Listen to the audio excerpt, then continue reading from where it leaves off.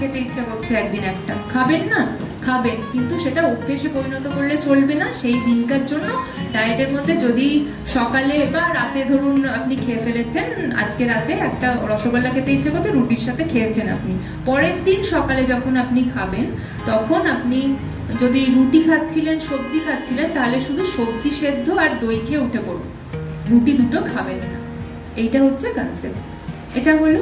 আর cholesterol আর প্রেশারের ক্ষেত্রে সেরকম ফলের কোনো মানে আলাদা করে বাছবিচার নেই, সবকিছু খেতে পারেন, কিন্তু যেগুলো হাই ক্যালোরি, সুগার যেগুলো বাড়ে, সেই জিনিসগুলো কিছুটা প্রেশারকেও বাড়ায়। তো সেই জন্য আমি চেষ্টা করব মানে যতটা বলার, যে লেবু জাতীয় যে টক ফলগুলো, মুসাম্বি, পেয়ারা, আঙুর, কমলা লেবু, আপেল, নাশপাতি, এগুলো হচ্ছে সেফ ফল সব রোগগুলোর ক্ষেত্রে।